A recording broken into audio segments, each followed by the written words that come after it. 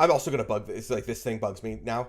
Like this is your classic. This is like the one. Like this is I think a perfect example of why weight painting has always been such a pain, right? Like the one place where I actually am painting weights, that's the area where I have to go back several times and be like, oh, I'm going to tweak it a little bit, right?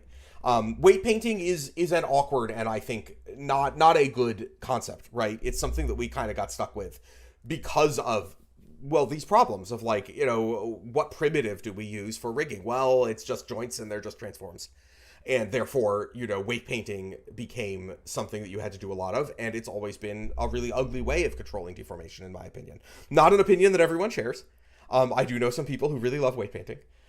If Charles Wardlaw is watching this, he can tell you all about that. But my view is that linear blend weights are the wrong choice for a wide variety of things. Not for everything, right?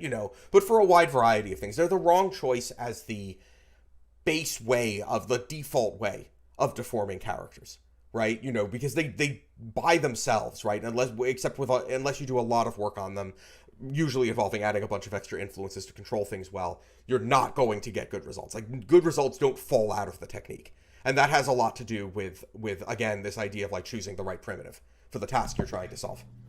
Right. I mean, it's worth noting that the solution that Rig Tools comes up with, like down a spline when you're within a spline, not when you're painting between them, that solution isn't in the solution space of linear blend weighting, right, unless you basically get to a point where you have one influence per vertex. Yeah, at which point, right. Like, what were you really doing? Right. Exactly. So like, that's a situation where you're like, when you have situations like that, you usually you either approximate it with like a whole bunch of extra influences, or you use really extensive PSDs, and either of those things is both, they're both brittle, and they're they're very labor intensive, right? And both of those things I think are sort of fall out of using the wrong primitive.